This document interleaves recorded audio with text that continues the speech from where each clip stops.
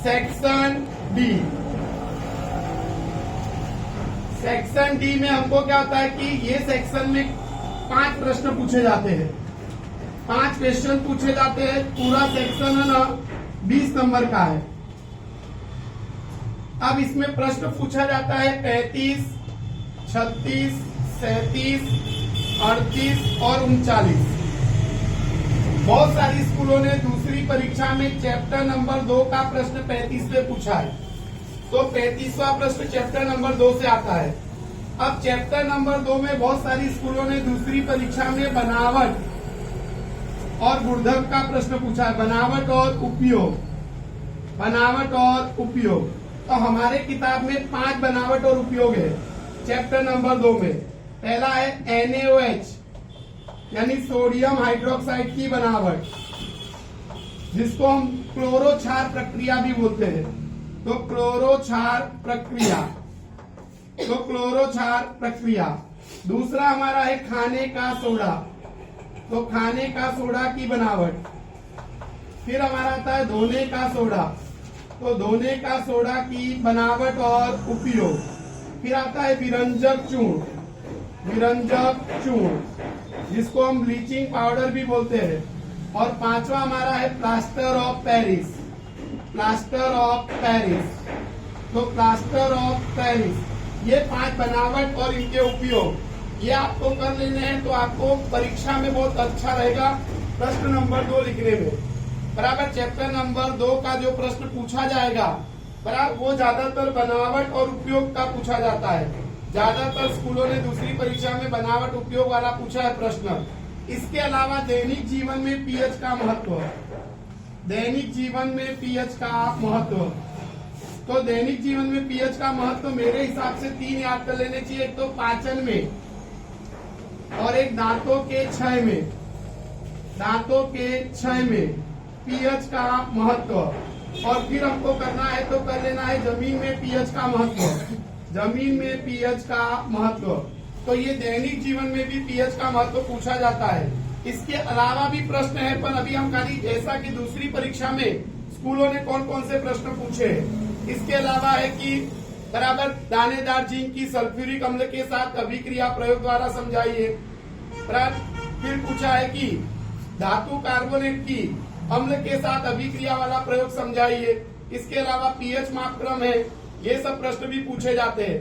पर ये बनावट और उपयोग वाला प्रश्न मेरे हिसाब से हर स्कूलों ने दूसरी परीक्षा में पूछा है, तो हमको ये 5 बनावट और उपयोग आने चाहिए। फिर आता है 36वां प्रश्न, वो चैप्टर नंबर 4 में से पूछता है। अब चैप्टर नंबर 4 बहुत बड़ा है, लेकिन अभी दूसरी परीक्षा की बात की जाए तो बहुत सारी स्कूलों ने एक तो साबुन की सफाई विधि वाला प्रश्न पूछा है, सफाई विधि। तो साबुन की सफाई विधि वाला प्रश्न कर ले, अथवा तो एक समावयवता, समावयवता। और समावयवता किसे कहते हैं, और ब्यूटेन के समावयव बनाइए, ब्यूटेन के समावयव बनाइए। फिर ऐसा प्रश्न पूछ सकता है प्रकार्यात्मक समूह किसे कहते हैं, प्रकार्यात्मक समूह किसे कहते हैं। और 3 प्रकार्यात्मक समूह के नाम, सूत्र और उनके उदाहरण लिखने, उनके उदाहरण लिखिए। इसके अलावा भी है समजातीय श्रेणी किसे कहते हैं और उसकी लाक्षणिकता लिखिए। बराबर बहुत सारी स्कूल पूछ सकती है कि एथेनॉल और एथेनॉइक अम्ल बराबर इनके भौतिक गुणधर्म और उनके रासायनिक गुणधर्म समझाइए। पर मेरे ख्याल से ये 3 प्रश्न तो आपको आने ही चाहिए। अब बात आती है हमारी 37वें प्रश्न की, तो वो चैप्टर नंबर 6 में से पूछता है। तो मेरे हिसाब से 3 तंत्र वाला प्रश्न कर लेना है। जो हमारे किताब में 3 तंत्र है, पाचन तंत्र, श्वसन तंत्र और उत्सर्जन तंत्र। तो ये 3 तंत्र कर लो। और बराबर पाचन तंत्र के साथ पाचन क्रिया, पाचन क्रिया वाला प्रश्न, और पाचन क्रिया वाला प्रश्न, और हृदय, हृदय की रचना और रुधिर का वहन, रुधिर का वहन। ये प्रश्न कर लिया जाए तो मेरे ख्याल से 37वां प्रश्न आपको आ जाना चाहिए। इसके अलावा भी 2 प्रश्न है, अमीबा में पोषण विक्राणु की रचना और मूत्र निर्माण की क्रिया, तो वो प्रश्न भी हम चाहे तो कर सकते हैं, पर मेरे ख्याल से ये तंत्र वाले प्रश्न ज्यादा पूछते हैं, लोगों ने दूसरी परीक्षा में ज्यादा पूछा है। अब आता है प्रश्न नंबर 38। प्रश्न नंबर 38 में चैप्टर नंबर 11 में से पूछता है। तो ज्यादातर स्कूलों ने दूसरी परीक्षा में मानव नेत्र की रचना पूछी है और उनके भागों के कार्य पूछे हैं। और दृष्टि दोष वाला प्रश्न ज्यादा स्कूल ने पूछा है। दृष्टि दोष में दो दृष्टि दोष, एक तो निकट दृष्टि दोष, जिसको कई स्कूलों ने लघु दृष्टि दोष ऐसा प्रश्न पूछा है। तो लघु दृष्टि दोष को ही निकट दृष्टि दोष कहते हैं। और दीर्घ दृष्टि दोष, तो ये प्रश्न आपको कर लेने चाहिए, निकट दृष्टि दोष और दीर्घ दृष्टि दोष। इसके अलावा भी है कांच के प्रिज्म द्वारा श्वेत प्रकाश का विक्षेपण, तारों का टिमटिमाना, तारे क्यों टिमटिमाते हैं, वायुमंडलीय अपवर्तन, इंद्रधनुष, ये वाले प्रश्न भी इसमें कर लेने। तो उसमें से आपको चैप्टर नंबर 11 का 4 नंबर का प्रश्न मिल जाएगा। अब प्रश्न नंबर 39 की बात करें तो वो चैप्टर नंबर 13 में से पूछता है। और चैप्टर नंबर 13 में से बहुत सारी स्कूलों ने दूसरी परीक्षा में मोटर और जनरेटर को जनित्र भी कहते हैं, तो ये इसके रचना और कार्य वाला प्रश्न सब स्कूलों ने कंपलसरी पूछा हुआ है। अच्छा, यहाँ पर क्या है कि है ना अथवा पूछता है, तो ऊपर मोटर जनरेटर पूछा है बहुत स्कूलों ने, और फिर उसके नीचे पूछा है घरेलू विद्युत परिपथ और शॉर्ट सर्किट, यानी जिसको हम बोलते हैं लघु पथन, और फिर उसके बाद अति भारण और फ्यूज।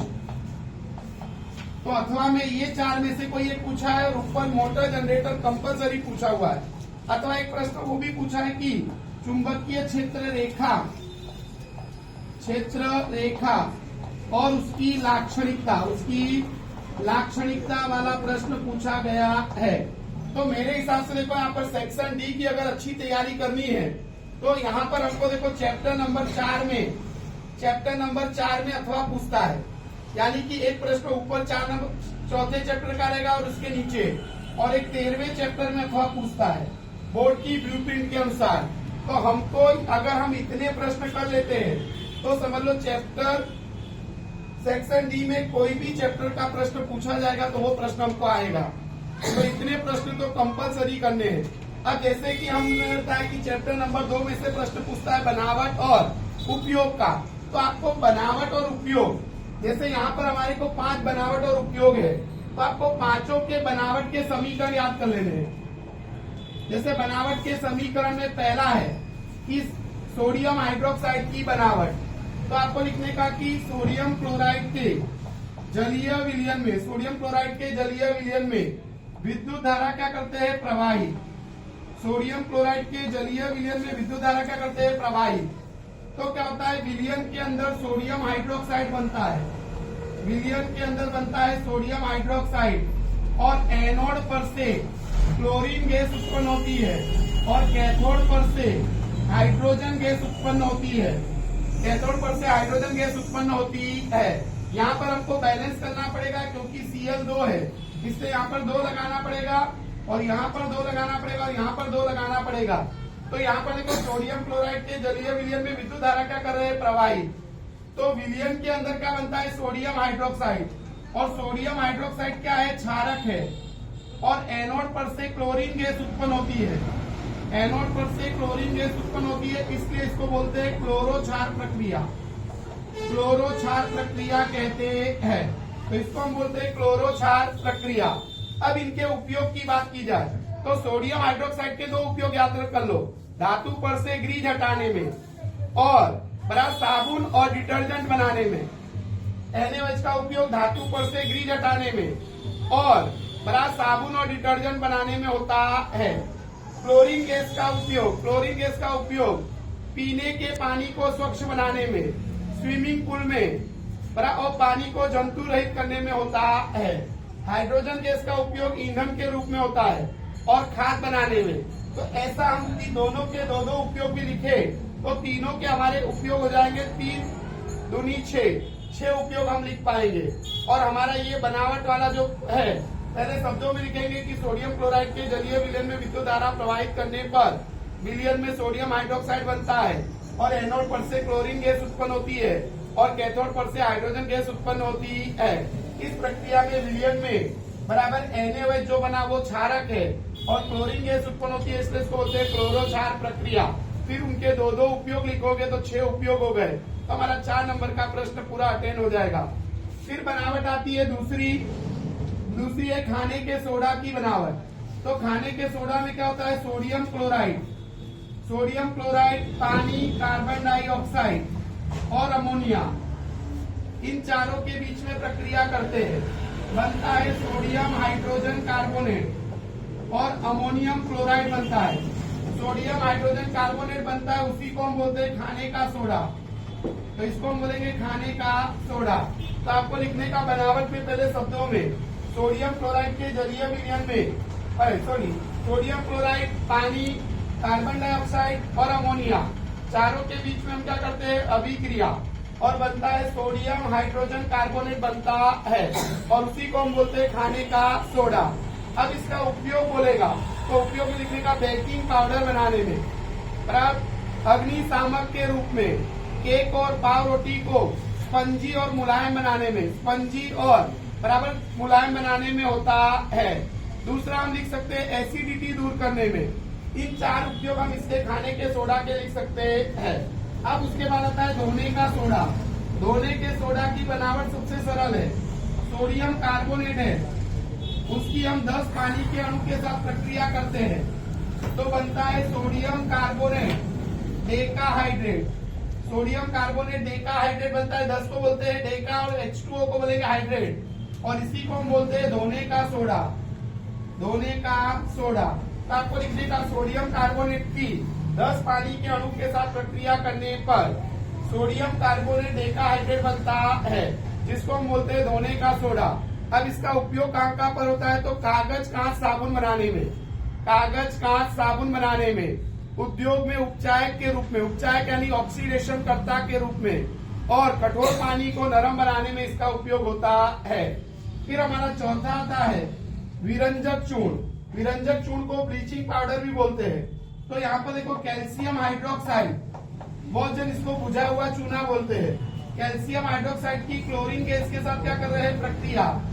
तो क्या होता है कि कैल्शियम ऑक्सीक्लोराइड बनता है और पानी बनता है, और कैल्शियम ऑक्सीक्लोराइड को ही बोलते हैं विरंजक चूर्ण यानी ब्लीचिंग पाउडर।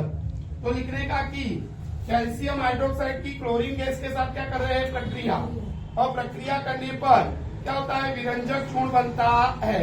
अब इसके आपको बोलेगा कि उपयोग लिखो। तो विरंजक चूर्ण का उपयोग जो है सूती लीलन के कपड़े को विरंजित करने के लिए, विरंजित करने का मतलब रंग दूर करना है। दूसरा, कागज उद्योग में लकड़ी के मावे को विरंजित करने के लिए, पीने के पानी को जंतु रहित करने के लिए, इन सब में इसका उपयोग होता है। पीने के पानी को जंतु रहित करने के लिए भी इसका उपयोग होता है, तो विरंजक चूर्ण का। और लास्ट में हमारा आता है 5वां, प्लास्टर ऑफ पेरिस की बनावट और उसके उपयोग।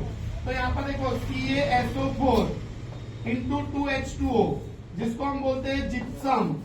तो जिप्सम में क्या होता है कि जिप्सम को 373 केल्विन तापमान पर हम गर्म करते हैं, तो उसमें से पानी के 1.5 अणु दूर होते हैं, और पानी के 1.5 अणु दूर होते हैं तो कैल्शियम सल्फेट हाफ H2O बनता है, यानी हेमी हाइड्रेट बनता है। कैल्शियम सल्फेट डाइहाइड्रेट था, जिसको हम शॉर्ट में बोलते हैं जिप्सम। उसको 373 केल्विन तापमान पर मैंने गर्म किया, तो उसमें से पानी के 1.5 अणु क्या हो गए, दूर, और बना कैल्शियम सल्फेट। हाफ का मतलब होता है हेमी और H2O का मतलब होता है hydrate. Calcium sulphate hemihydrate बनता है, और उसी को हम बोलते हैं POP यानी प्लास्टर ऑफ पेरिस। और प्लास्टर ऑफ पेरिस का उपयोग मूर्ति बनाने में, खिलौने बनाने में, सजावट की वस्तु बनाने में, सतह को चिकना बनाने में, टूटी हुई हड्डियों को जोड़ने के लिए उसका उपयोग होता है। तो ये हमारे किताब में चैप्टर नंबर 2 के अंदर 5 बनावट और उनके उपयोग वाले प्रश्न दिए गए हैं, जो ज्यादातर स्कूलों ने दूसरी परीक्षा में पूछे हैं। तो हमको ये पांचों बनावट और उपयोग याद कर लेनी है।